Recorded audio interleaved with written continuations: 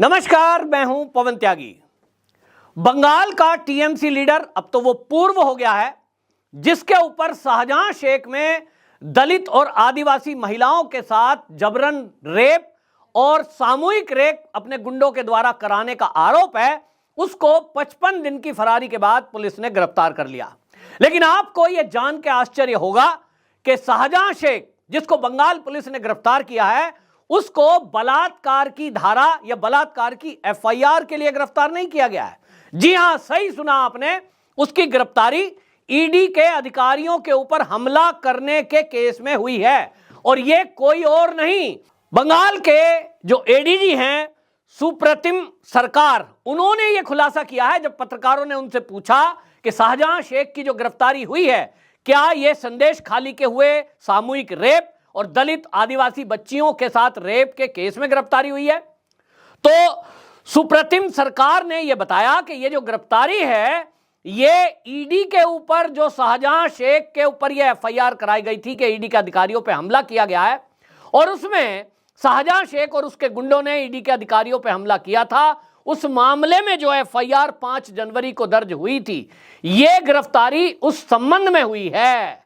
आप समझ रहे हैं कि बंगाल की पुलिस जो कोर्ट के आदेश के बाद 55 दिन बाद शाहजहां शेख की गिरफ्तारी करती है, वो गिरफ्तारी भी रेप के केस में नहीं हुई है। इसका मतलब साफ है कि ईडी के अधिकारियों के ऊपर जो हमला हुआ है, क्या होगा? जमानती धारा है। और इसीलिए यह माना गया कि जैसे ही गिरफ्तारी होगी कोर्ट में ले जाएंगे और कोर्ट में पुलिस प्रस्तुत करेगी कि साहब, ईडी ने एफआईआर दर्ज कराई थी 5 जनवरी को कि उनके ऊपर शाहजहां शेख के लोगों ने हमला कर दिया, इसलिए हमने इसकी गिरफ्तारी की है। कोर्ट में धारा 323, 324 लगेगी, झगड़े की धारा है, हमला करने की धारा है। हालांकि जानलेवा हमला ऐसी धाराएं लिखवाई गई थी और इनको लग रहा था कि हल्की धाराओं में पकड़ा जाएगा, इसको फिर जमानत मिल जाएगी। लेकिन आपको जान के आश्चर्य होगा कि बंगाल पुलिस से जब यह पूछा गया, एडीजी से पत्रकारों ने पूछा कि शाहजहां शेख के ऊपर जो आरोप लगे हैं, ईडी के ऊपर हमले से ज्यादा गंभीर आरोप हैं संदेश खाली में नाबालिग बच्चियों से और दलित महिलाओं से रेप के हैं। इतने गंभीर आरोप हैं जिसमें कई एफआईआर दर्ज कराई गई हैं, तो पुलिस उन एफआईआर की धाराओं में कार्रवाई क्यों नहीं कर रही? आप जान के चौंक जाएंगे एडीजी ने जो कहा है। उन्होंने कहा जो एफआईआर दर्ज कराई गई हैं वो 2-3 साल पुरानी हैं। यानी महिलाओं ने, जिन्होंने केस दर्ज कराए हैं, उन्होंने 2-3 साल पुरानी बात बताई है कि 3 साल पहले रेप हुआ है। और इसलिए एडीजी कहते हैं कि उसमें अभी पहले जांच की जाएगी और जांच में समय लगेगा, वो कार्रवाई उसके बाद होगी। बिल्कुल इरादा साफ दिखाई दे रहा है। ममता बनर्जी की ममता इस शाहजहां शेख के लिए बिल्कुल स्पष्ट रूप से साफ साफ दिखाई दे रही है। हालांकि टीएमसी ने शाहजहां शेख को 6 साल के लिए निलंबित कर दिया, और वो इसलिए किया है क्योंकि चुनाव आ रहे हैं और उनको लग रहा है कि भारतीय जनता पार्टी इसको चुनावी मुद्दा निश्चित रूप से बनाएगी। तो भारतीय जनता पार्टी का मुंह बंद करने के लिए, जनता में यह मैसेज देने के लिए कि ममता बनर्जी अपराधियों के साथ नहीं है, यह कार्रवाई की गई कि 6 साल के लिए निलंबित कर दिया गया।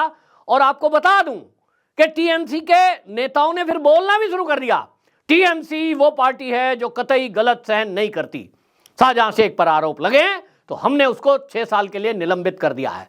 लेकिन सवाल वहीं का वहीं है कि संदेश खाली की महिलाएं अभी भी चीख चीख कर कह रही हैं, जिनकी जमीनों पर कब्जा किया गया, ऐसे आदिवासी समाज, ऐसे दलित समाज, वो चिल्ला चिल्ला कर कह रहे हैं कि शाहजहां शेख के पापों का ये घड़ा जो भरा है, इस पर कार्रवाई कब होगी। तो जो ममता सरकार है, उसकी पुलिस ने स्पष्ट कर दिया कि अभी उसका कोई इरादा गंभीर धाराओं में केस दर्ज करने में नहीं है। दूसरी तरफ ईडी के अधिकारियों के ऊपर हमला हुआ, वो कब हुआ था? क्योंकि राशन का एक घोटाला हुआ था बंगाल में, और उसी घोटाले में ममता सरकार के मंत्री, जो खाद्य आपूर्ति मंत्री हैं, वो जेल के अंदर बंद है, और वो जो ज्योति प्रिय जेल के अंदर बंद है, उन्हीं का ये व्यक्ति है। यानी उसी से लिंक्ड मामले में जांच करने के लिए ईडी गई थी, उसके ऊपर हमला हुआ है। तब सवाल ये उठता है कि वो जो हमले की कार्रवाई में ईडी जांच करने के लिए जिस मामले में गई थी, वो तो राशन घोटाला था, और ईडी को पूछताछ के लिए उसकी गिरफ्तारी चाहिए। लेकिन ममता की पुलिस उसकी गिरफ्तारी ईडी को ना देकर उसको सीआईडी को दे रही है। और सीआईडी आप जानते ही हैं, राज्य की गुप्तचर एजेंसी होती है। राज्य सरकार ये नहीं चाहती कि ये मामला आगे जाए, और शाहजहां शेख की जो कोई भी जांच है वो हम खुद ही कराएंगे। तो फैसला क्या होने वाला है आप जानते हैं।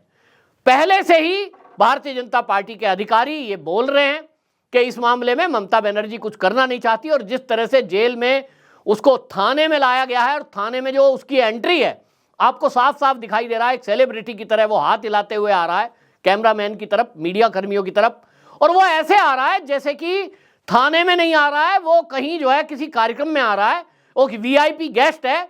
चारों तरफ हाथ बांधे हुए पुलिसकर्मी खड़े हुए दिखाई दे रहे हैं। तो लोग सवाल कर रहे हैं उस वीडियो को देख करके जो मीडिया में आई है कि शाहजहां शेख थाने में आया है या किसी फंक्शन में आया है। कोई हथकड़ी नहीं, कोई गिरफ्तारी नहीं, कोई पीछे से पुलिस नहीं, आराम से चलता आ रहा है। इसका मतलब तो अपनी मर्जी से आया है। इसका मतलब तो सब कुछ मिली भगत से हुआ है। वो जो 55 दिन से गायब था, वो गायब नहीं था, पुलिस की जानकारी में था क्या? ये पूरा एक बड़ा सवाल खड़ा हुआ दिखाई दे रहा है। अब इतना तो तय है कि पुलिस ने जब ये कह दिया कि रेप का एक भी केस अभी तक रजिस्टर नहीं हुआ है और उसमें तो कोई कार्रवाई हो नहीं रही है, तब सवाल यह है कि जो रेप के केस में इतना हंगामा हुआ, प्रतिदिन वहां महिला आयोग गई, SC ST आयोग गए, और भारतीय जनता पार्टी के नेता वहां दिन रात धरना और प्रदर्शन कर रहे हैं, उन रेप के केसों में सुनवाई कब होगी? और ममता बनर्जी की पुलिस उसमें इसकी गिरफ्तारी क्यों नहीं कर रही है? क्यों नहीं शाहजहां शेख को ईडी को ट्रांसफर किया जा रहा है? क्यों उसको जेल में पूरे आराम के साथ रखा जा रहा है? इसका मतलब तो साफ साफ बता रहा है कि ममता बनर्जी की ममता अभी भी शाहजहां शेख के ऊपर बनी हुई है, दिखाने के लिए या कोर्ट के दबाव के बाद यह गिरफ्तारी हुई है। और गिरफ्तारी भी नहीं कह सकते इसको, मैं कह सकता हूं यह सरेंडर हुआ है। हालांकि पुलिस ने नाटक नौटंकी पूरी की है, जैसा कि दिखाया गया है कि पुलिस गिरफ्तार करके लाई है ताकि अपनी पीठ थपथपाई जा सके। ये सब जान रहे हैं, बीजेपी के नेता तो पहले दिन से कह रहे हैं कि पुलिस को पता है कि शाहजहां शेख है कहां। अब ये गिरफ्तार हुआ है तो अब देखना यह है कि क्या पुलिस जो रेप के केस रजिस्टर किए गए हैं, FIR दर्ज कराई गई हैं, क्या उन धाराओं में भी इसके ऊपर कोई केस चलाएगा? ADG के जो बयान है उसके आधार पे तो लगता नहीं है। ताज्जुब यह है कि अगर रेप का केस 3 साल पहले का भी कोई रजिस्टर हुआ है तो क्या उसमें सुनवाई नहीं होगी? क्या तत्काल गिरफ्तारी नहीं होगी? जबकि हमारा कानून यह कहता है कि अगर किसी के ऊपर रेप के आरोप किसी महिला ने लगाए हैं तो पहले उसकी गिरफ्तारी होनी चाहिए और गिरफ्तारी के बाद जांच होनी चाहिए।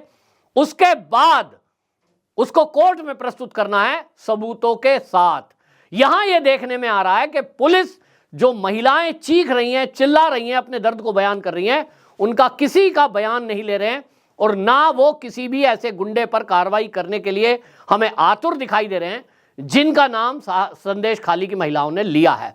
तो कुल मिलाकर के खाना पूर्ति कर दी गई है, लेकिन अब इस मामले को लेकर के हाई कोर्ट में सुनवाई होगी, और हाई कोर्ट में इस मामले को लेकर आपको बताएं जो सुनवाई है वो 4 मार्च को है कि क्या संदेश खाली वाले हिंसा में ये CBI को केस ट्रांसफर होगा, क्योंकि इसी बात को लेकर के भारतीय जनता पार्टी की तरफ से कहा गया था कि बंगाल की पुलिस इसके जो शाहजहां शेख और इसके गुंडे हैं उनके खिलाफ कोई एक्शन नहीं लेगी, ये केस CBI को ट्रांसफर कर दिया जाए।